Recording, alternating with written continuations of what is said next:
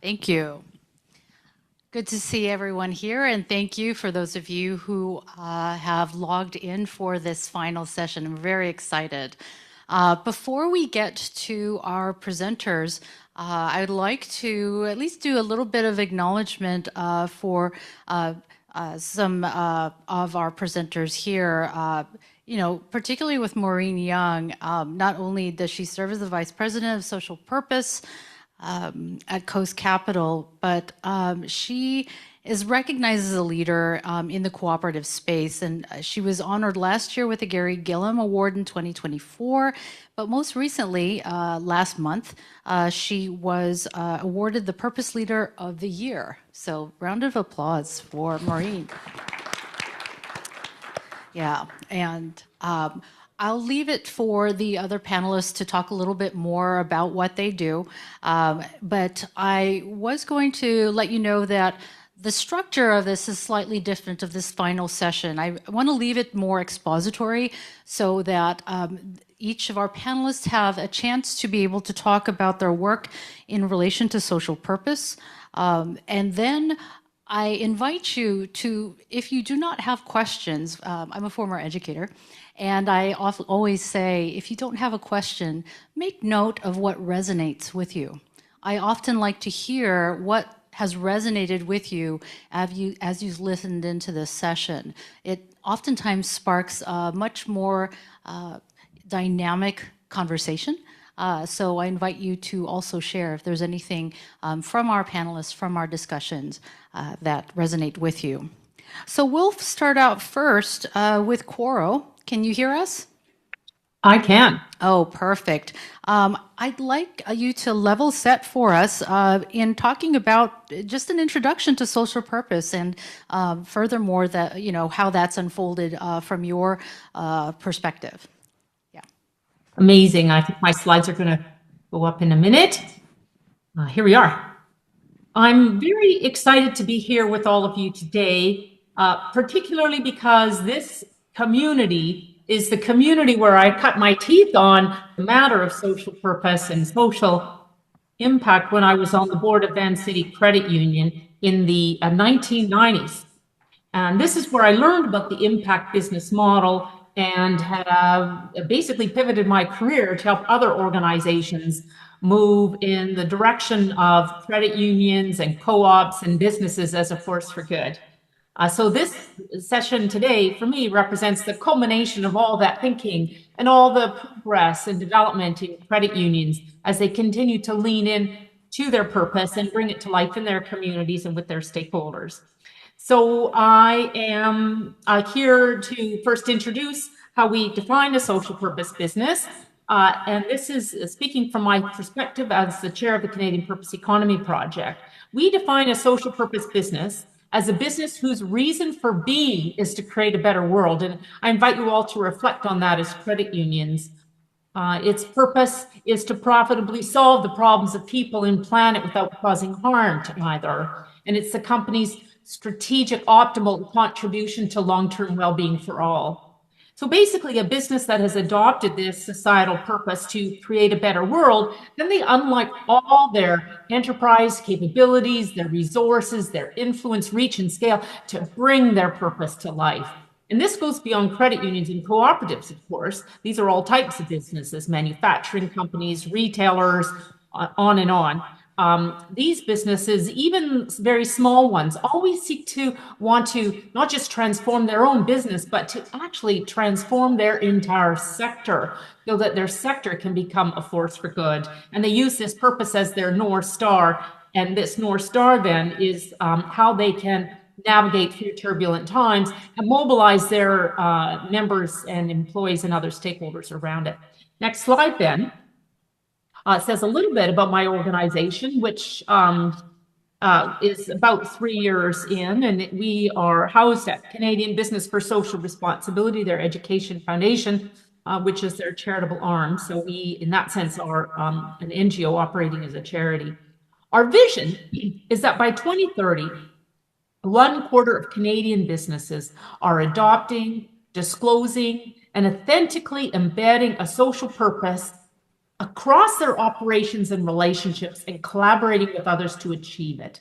And this will be the tipping point in Canada, and the American representatives amongst us can even imagine this holding for the American economy as well. We believe this will be the tipping point at 25%, by which time all businesses will be operating with this business model. And basically, it's a pivot for organizations to go from an implicit purpose to an explicit purpose.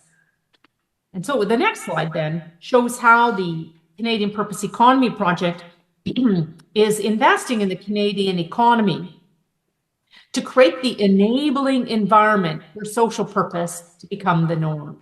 We've identified these 11 levers, which we are pulling year in, year out to to mobilize influencers, other stakeholders, opinion leaders, other organizations, so that they can play their rightful role in animating social purpose in business. I'll just speak to a few of them. For example, investors. We have found out that a lot of investors don't know the purpose of the businesses that they're financing and helping grow. So we've created a set of purpose due diligence questions that investors can use when they're identifying companies that they would like to invest in. I'll use another example, boards of directors, and you can think of your own boards. We have found that a lot of boards don't as yet know how to govern their purpose and haven't named purpose oversight in their board terms of reference. So we have created a set of board purpose governance guidelines to help boards with that work.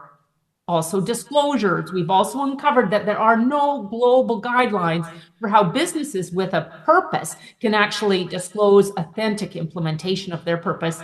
And we've created guidelines to help with that. I won't speak to all of these, but I might say associations, because it includes the Canadian Purpose Economy Project engaging chambers of commerce, the manufacturing sector, the Family Enterprise Business Association, human resource professionals, etc., even so far as engaging the Canadian Credit Union Association, so that these associations can educate their members on how to adopt a social purpose and how to implement it in everything they do. And you can see business schools are named as up there as well. On my next slide, I'm just defining what it is that the Canadian Purpose Economy Project means by a purpose economy, which is an economy powered by the pursuit of long-term well-being for all, in which all business, and then regulatory and financial systems and credit unions are included within our reference to financial systems,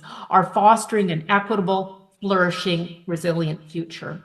Businesses that have adopted a social purpose, then by mobilizing all of their enterprise assets to bring it to life, they collaborate with third parties to realize the impact as identified by their purpose. And Maureen will speak to how she's doing that at her credit union. The next slide is a high-level overview of those who are supporting the Canadian Purpose Economy Project. And the reason I thought I would share this with you, of course, we're always looking for more sponsors, but particularly, I wanted to share with you how many co-ops and credit unions are actually the first-in sponsors of the Canadian Purpose Economy Project.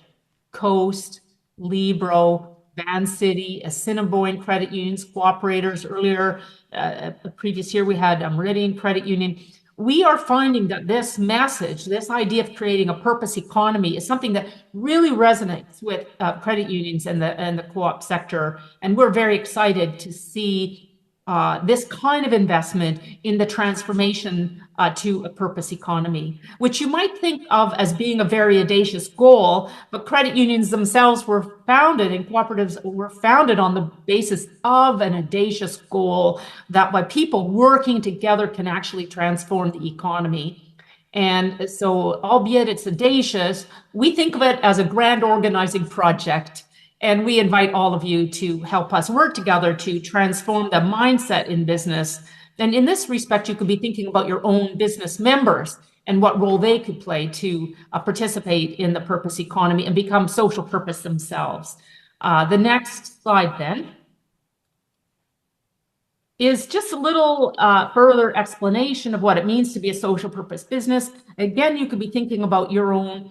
All your credit unions were founded on the basis of a purpose. It may be implicit in your operations, in your DNA, or maybe you've gone through the exercise to explicitly define your purpose, but you can see that the mission is what your organization does. The vision is where your organization is headed over the next 10 years, let's say. And then the purpose is why your organization exists. And these, once answered for your organization, creates the context for strategy, which is your next slide. And on this slide, you'll see how the purpose aligns the vision, the culture, and strategy, and brings everything together for your organization. So having defined your purpose, why you exist, then your vision, where you're headed over 10 years to bring that purpose to life and what it might look like in 10 years if you're successful, what you do every day, and then you have your strategy that then delivers on your vision, etc.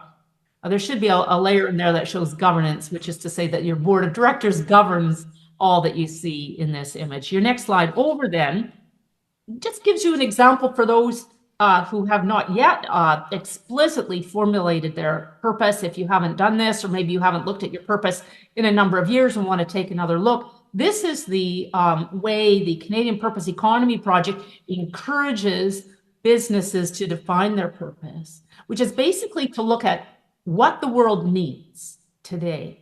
What are the social and environmental challenges and problems that your business can uniquely tackle?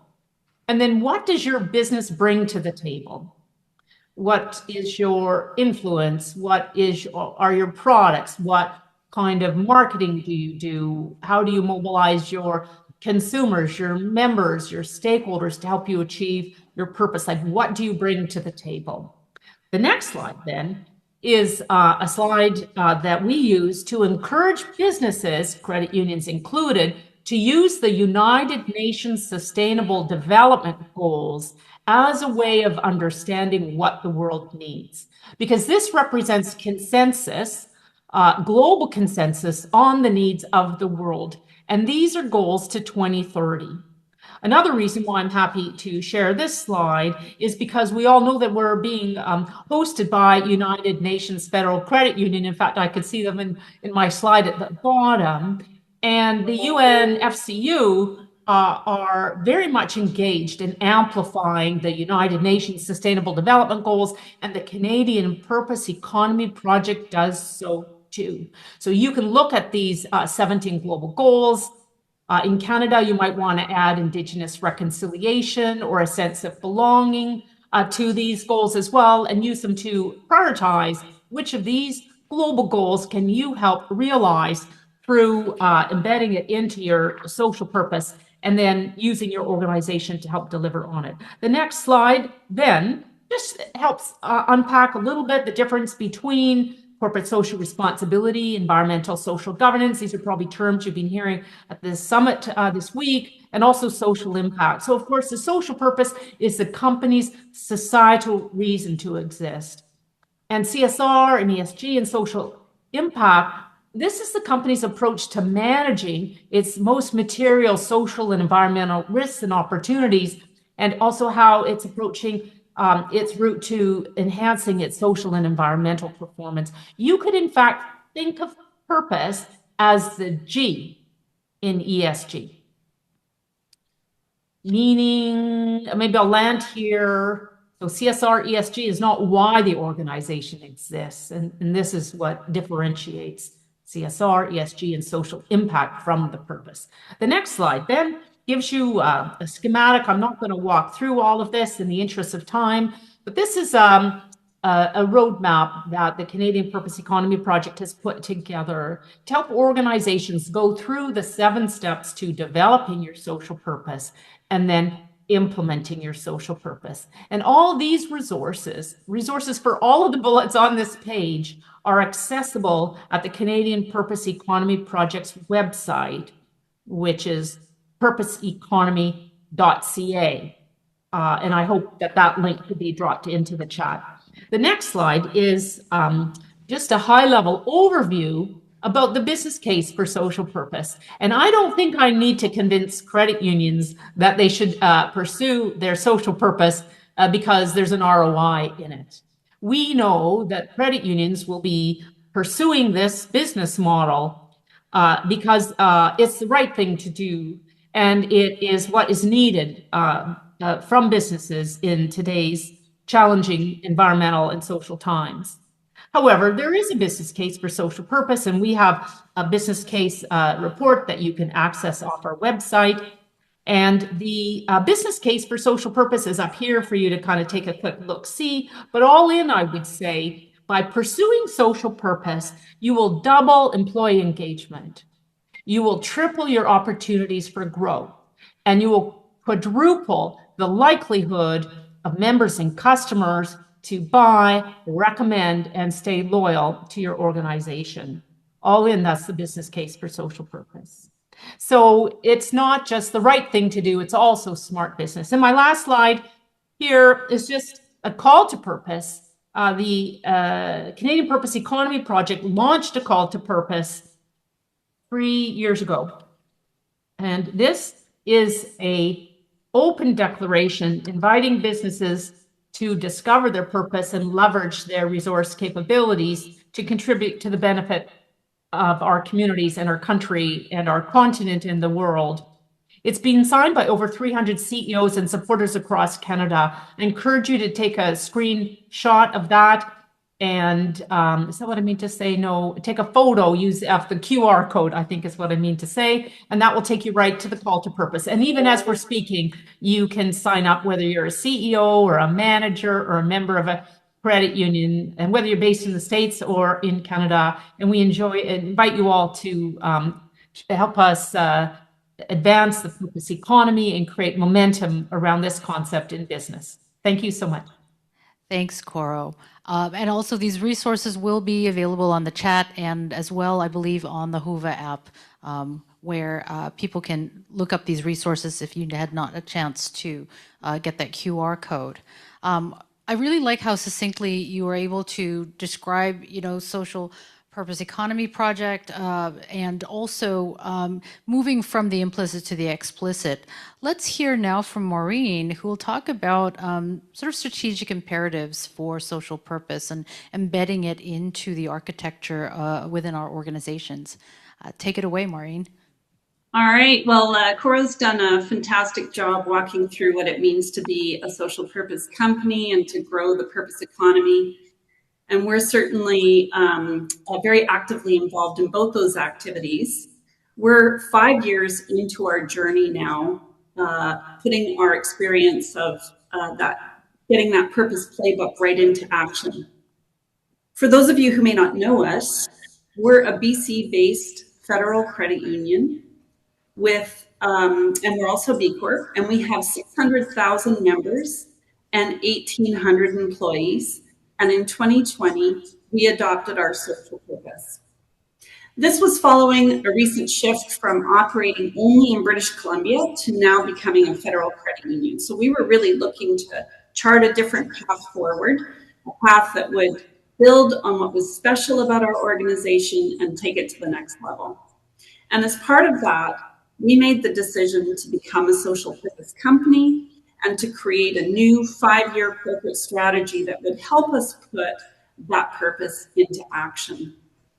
And so we undertook a great deal of research and consultation because our purpose would define why we exist. Coro mentioned that, right? It's really important to emphasize it's not just your social good activities on the side of the business, but clearly identifying your organization's reason for being. And with so much going on in the world, we wanted to really narrow in on the issues facing Canadians where we could have the most impact. And these were also the issues that our company's entire strategic and operational framework would now be driven to solve. So there was a lot on the line. And through this research, what kept rising to the surface, and is no surprise to this audience, is that people and businesses in Canada are working harder than ever to get ahead, facing record debt levels, income instability, and struggling to access what they need to thrive. And so with that information in hand, we asked ourselves the questions that Coro outlined. What's the role of business in advancing progress on the issues? What are we doing to be part of the solution? And what unique skills do we have at Coast that would allow us to drive meaningful change? And so it was really at the intersection of those needs and our own capabilities that our purpose was born. And so if you can go to the next slide, please.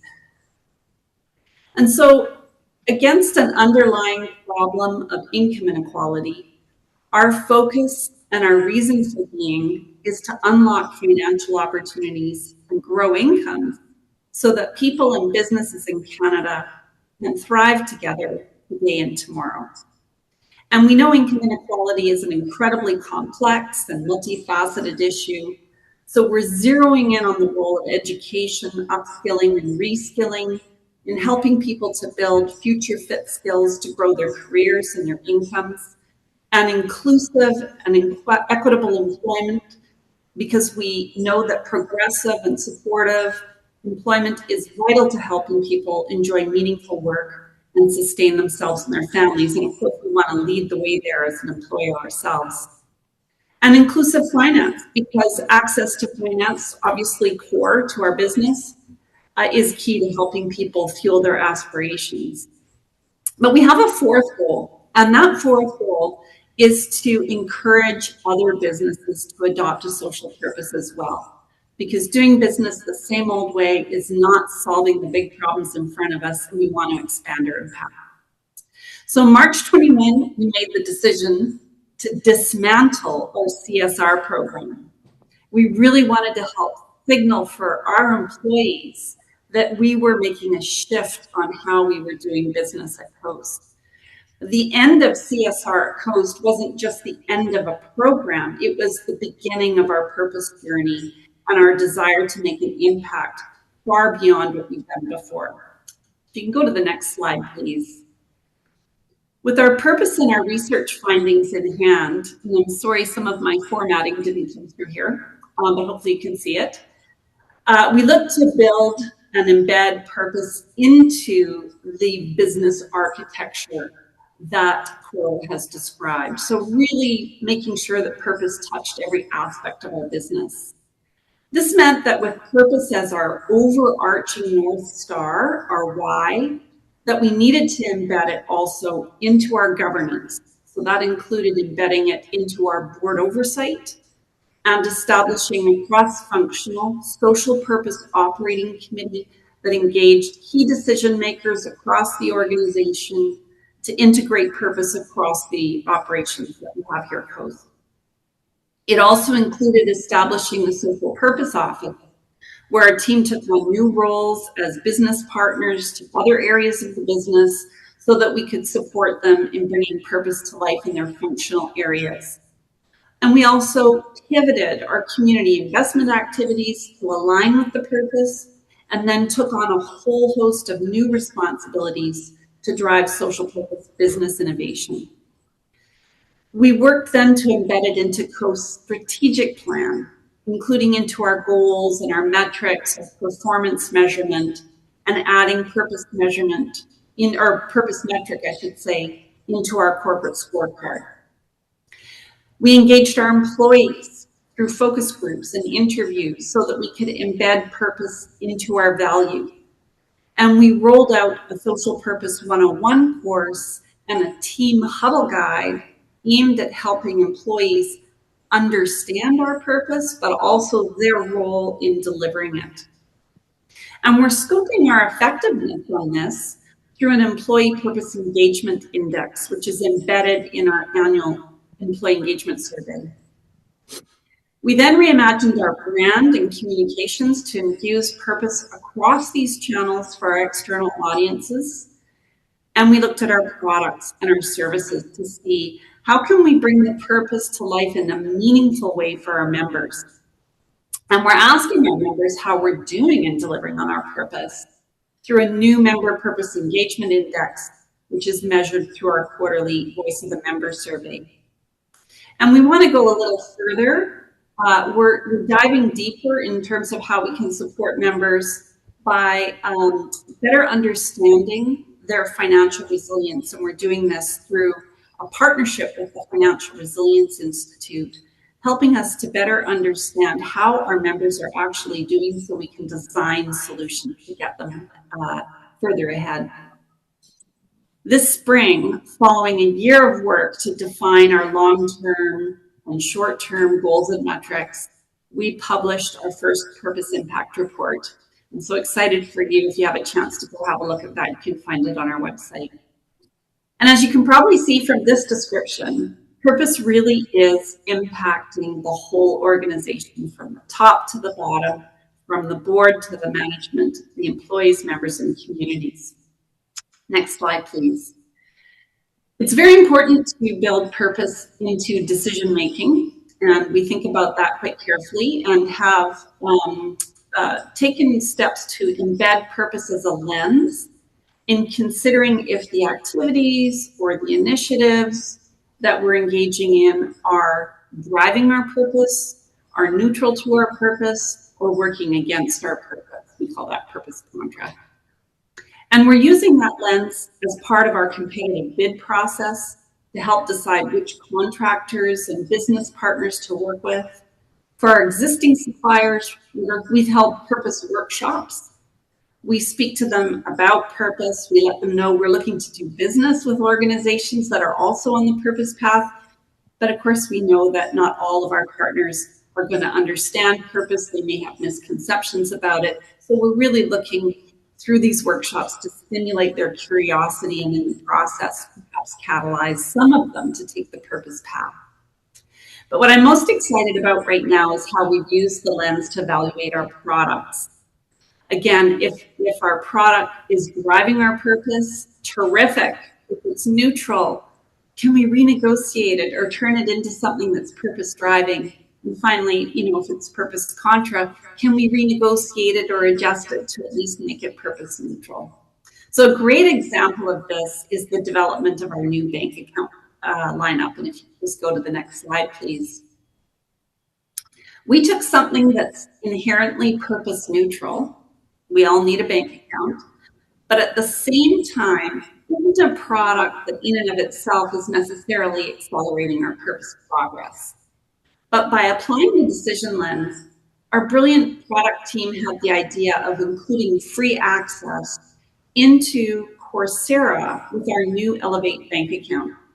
And Coursera, if you're not familiar with it, is a fellow B Corp with a global online learning platform featuring more than 13,000 courses from leading universities and institutions like Harvard and MIT, Google, and IBM. And through access to the program, our members can take courses on every topic under the sun and even earn professional certificates. And because we need to extend our impact beyond our members through that sort of societal, broader community benefit, we've also secured more than 7,000 free licenses that we're distributing annually to community organizations and equity groups across Canada to help them provide Pro-D for their staff and help the program participants elevate their own skills. And our learners have logged almost 30,000 hours on this platform so far since we launched in May. And they're spending an average of 8.5 hours of learning per person. So it's pretty exciting. Next slide, looking at how we are embedding purpose to our brand. In 2021, we designed a new We're For Real brand identity and creative platform that highlights how everyday Canadians can reach their financial goals and solve their real financial challenges. And in 2025, we rolled out the Unstuck campaign, which you see here, which highlights how people are so often feeling stuck financially and like they just can't get ahead, and how businesses are feeling the squeeze. And so we're wanting to show how we can not only help these organizations and individuals to save more, but also that we have some tools that could potentially help them earn more. Next slide, please. Purpose is also incredibly valuable in driving collaboration. It's helped us to better connect and collaborate with like-minded partners to scale our impact.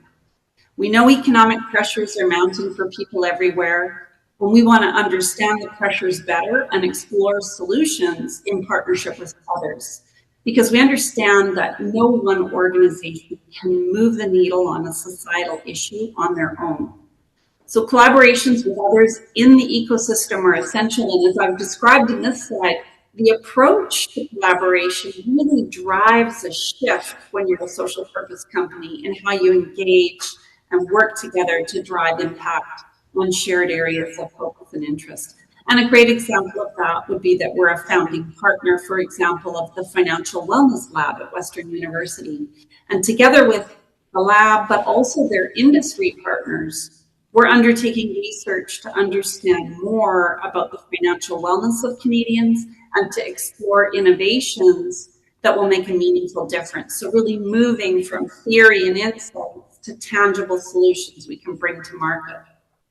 The Canadian Purpose Economy is another collaboration that we're incredibly proud of. We're a co-founder of it. It's a movement with a growing group of purpose champions, a dynamic community, case studies, etc.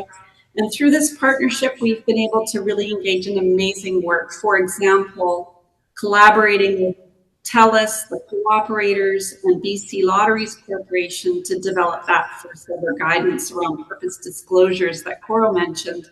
And I'm happy to say one of 3 companies that have used that guidance to inform our approach. So maybe just to end here, transforming from a credit union with a leading CSR program, you can flip slides here. Transforming from CSR to social purpose has been just an incredible and a natural evolution for Coast. And growing the purpose economy is something that we strongly believe is an imperative for the times that we're in. And Coro has mentioned, it also is incredibly good for your organization. The business case is undeniable. So we're actively engaging our members to think about purpose. We're actively encouraging our fellow credit unions to take the purpose plunge. We absolutely believe credit unions are perfectly positioned to lead in this space. And in fact, most have an implicit purpose, but the opportunity now is to make that purpose explicit and take the steps to ensure it's embedded in your organization and align your entire organization to deliver on it. So I'm going to turn it back to Cora now, and she's going to talk a bit about the Purpose Toolkit that you can use to support you on that journey, as well as some other resources. And also, just to interject real quick, for the sake of time, Coro, if we could look at the toolkit, perhaps about 3.5, 4 minutes, so we can tee it up and have some time for Kerry to be able to show how she's implemented that toolkit. So take it away, Coro. All right, I'm looking for my slides. I think I'm going to see them in a minute. Very good. Yeah, so Maureen gave some very profound insights on how one would actually implement a social purpose. And basically, you could hear from her what that roadmap is. I was commissioned by CCUA a year plus ago to create an ESG and social purpose toolkit for Canadian credit unions. If you're a member of CCUA, you can go to the CCUA member portal and access this toolkit for free. Those of you, and by the way, I'm going to walk over some of its insights in a minute, but those of you who aren't members of CCUA, I want to let you know in advance that the Canadian Purpose Economy Project is going to create a generic social purpose toolkit for any business. That could include your business members, yourselves as credit unions, other co-ops in your community, etc. And that toolkit will be available and globally accessible in about 3 or 4 months. So please reach out to me. You can find me easily online, Coro Strandberg, and I'll put you on the distribution list to get a copy when that social purpose toolkit comes out. And frankly, all credit unions should be interested in the generic version because it's something you'll be able to share with business members and partners. If you go to the first slide where I introduce the toolkit here, what else am I going to show you but a table of contents? So there's a lot of ESG elements in that toolkit on the left. In the top right, you could see the social purpose pieces in the toolkit. Saving 30 seconds, I'm just going to go to the next slide then and share with you the social purpose roadmap, which is really core to the idea of defining and defining an explicit purpose and bringing it to life through everything you do. I've shown you another version that the Canadian Purpose Economy Project uses that is not so colorful.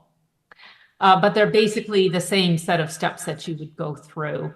I want to emphasize what Maureen did with the planning. Her organization created some purpose measurement, created a purpose measurement strategy that resulted in metrics, timelines, 3 years, 5 years, 10, 30 years out, because it takes a long time to realize these aspirational social purpose statements. So you might even see some goals and targets to 2040 or 50. And then embedding it into the employee experience, embedding it into the member experience. And you heard Maureen talk about how they stood that up at Ould. And then Maureen also talked about the collaboration they're doing on financial wellness metrics, et cetera, and looking for innovations, collaborating with partners to find some go-to-market opportunities for Coast. And then she talked about disclosures and reporting.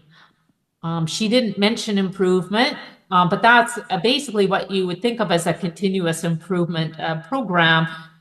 And I can assure you, Coast continuously improves. I'll validate that, Maureen. But that's your yellow quadrant you'd expect to see an improvement cycle. Okay, so the next slide then, I'll just, I think I'm going the wrong direction. Yeah, hopefully there's another slide here, the last slide. Yeah, there we go. Yeah.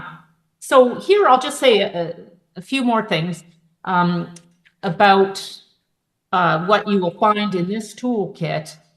And again, think about where your credit union is already on this social purpose path. Have you defined your social purpose? Do you bring it to life through everything you do? And does it shape and inform how you contribute to a better world, including but beyond your members? I'm going to drop down to the fourth bullet. The board approves our social purpose. Has your board done that? And do they monitor its execution? And is your social purpose a long-term aspiration that sets out where you want to take a stand and be an advocate and benefit not just members, but society? I'm going to go to the communities column for a minute, just saving some time.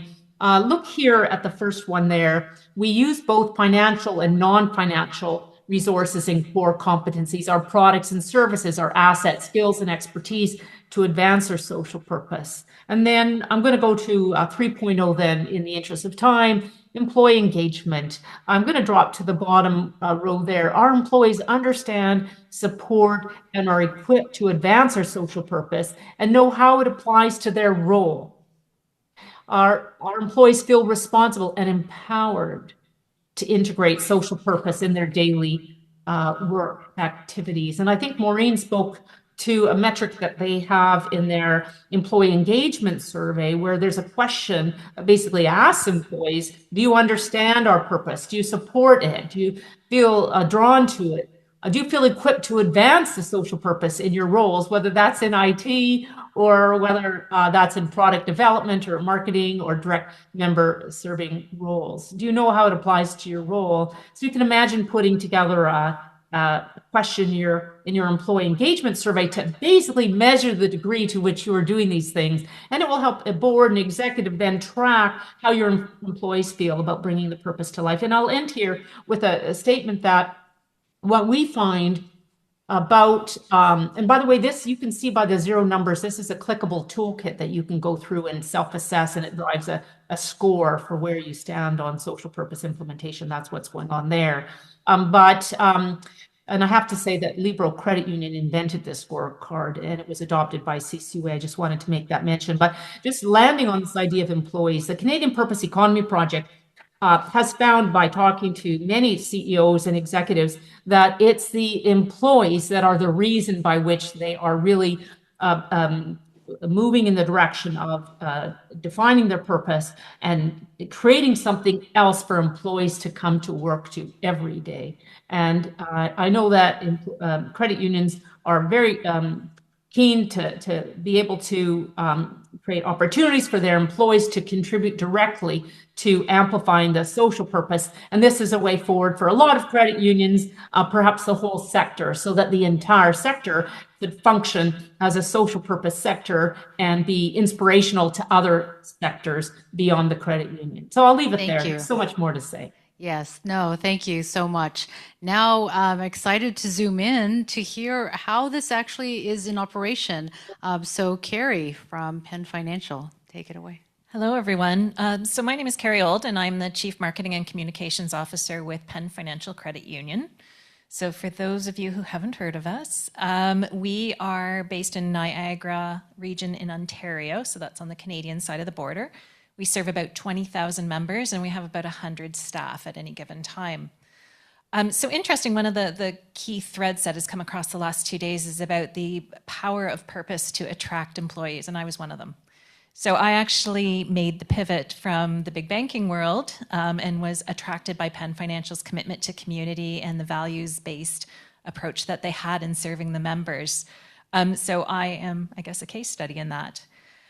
So part of my role is I have executive oversight of social purpose and CSR and community impact and whatnot, and how Penn has adopted that over time.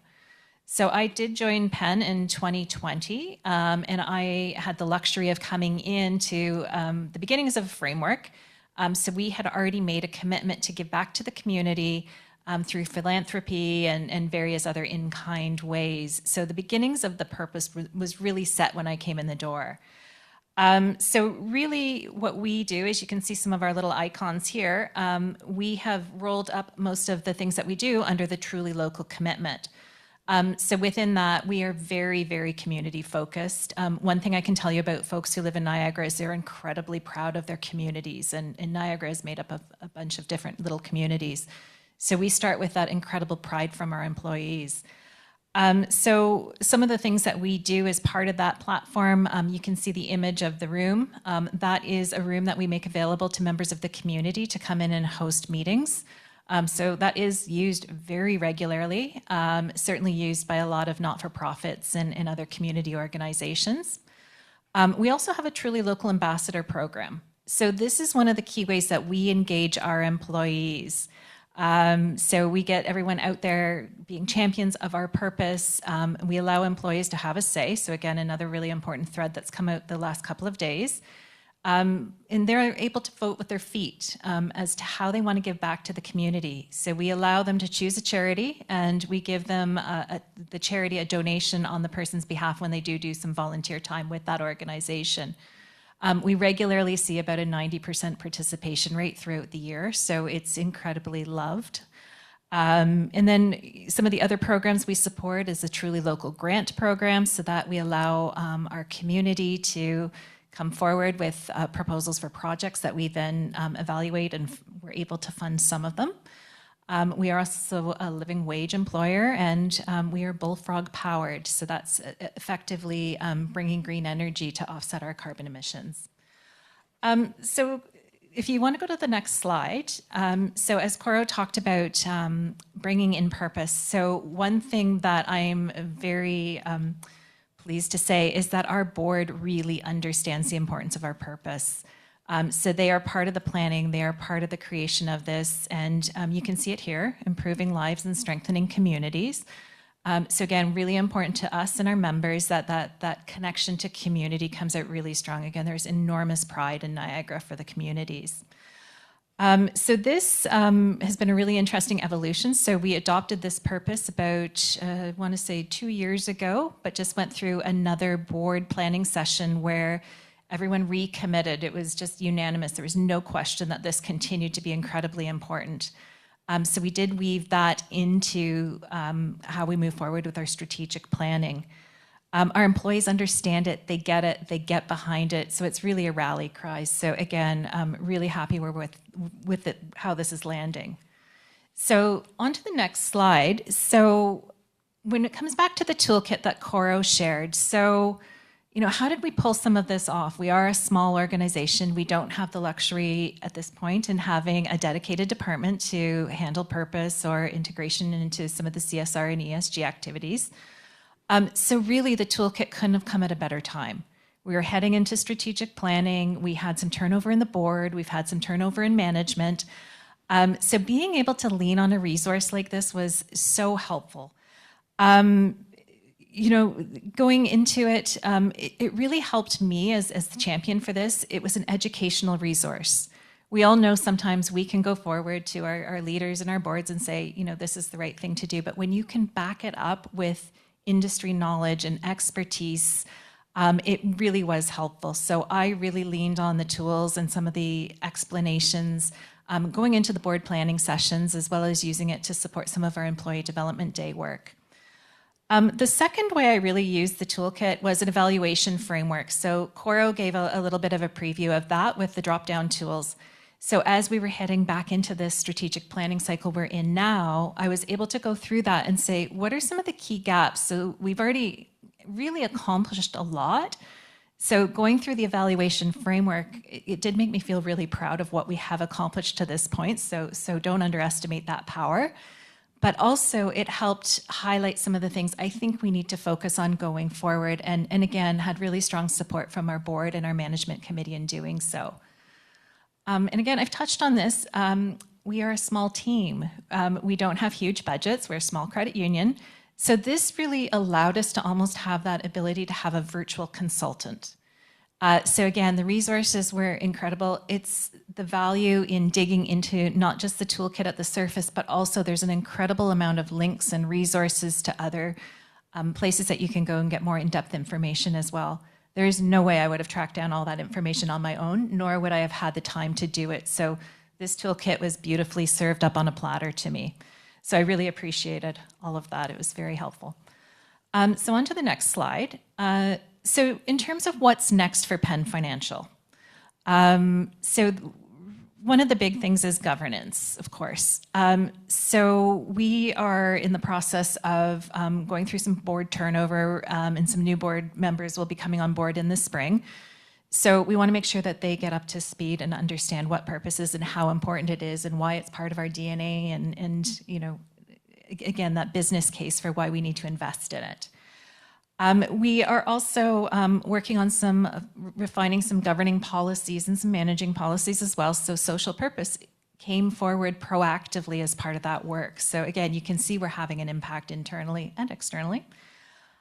Strategic planning, so I've touched on this a fair bit, but really as I'm building out what does the roadmap look like for the next 3 years, there's definitely some areas of opportunity for us, you know, namely around, you know, how do we bring in some better product offerings that will support our purpose. And finally, employee engagement. So this is a continuous thing, and I think we've heard that theme coming out too. It's not a one and done. We've got to keep at it. But what I can tell you is we just got the results back from our employee engagement survey, and of all of the different aspects that we track, the alignment with our purpose was the number one. So it scored the highest of anything. So again, something to be really proud of for us. And we are completely committed to continuing with our Truly Local Ambassador program, continuing to engage our employees in ideas on what local charities to support, and how do we really get out there as a little army of brand advocates and purpose advocates and really spread the word. And we're hoping by doing more and more of that and leaning really heavily on our values and the unique proposition that we have in our communities, this in turn is going to help us attract new and hopefully some younger members as well. So that's really what we've been up to at Penn, and can't tell you enough. When you get that link to the toolkit, or if you're part of the CCUA, go in, explore it, and dig in, because there's just such phenomenal information there, especially if you're just starting your journey or you're trying to figure out how to evolve it. Thank you. We have a minute and a half that is left, unfortunately. And so were there any questions, though, on the chat? We don't want to ignore anything. So no questions on the chat. Did anyone have a burning question here for? No, from the audience. Okay. No. Oh. One just came in.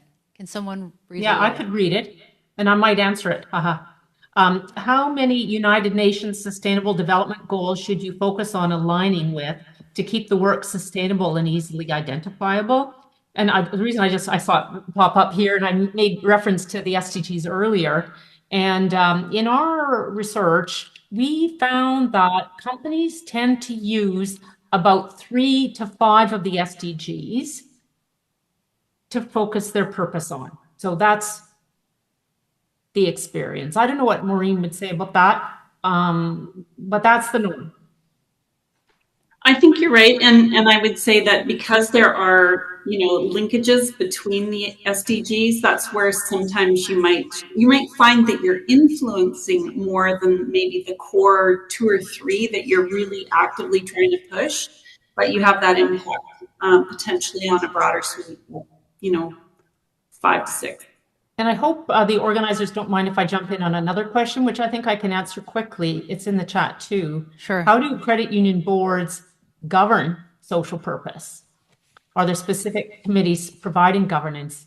And I would encourage everybody to check out the purpose governance guidelines on the Canadian Purpose Economy Project website to learn what's involved in what's called purpose governance. The super keeners could reach out to me, and I will tell you about a webinar tomorrow on that very topic with governance leaders across Canada speaking about how boards should have oversight of purpose. So you can register to sign up for the webinar and get a copy of the recording. So if you're interested in that, please email me.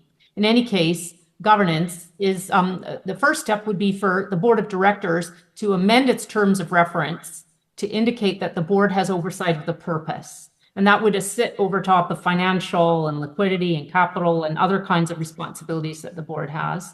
Typically then boards would assign purpose due diligence to a particular committee. And in my experience, it's the governance committee.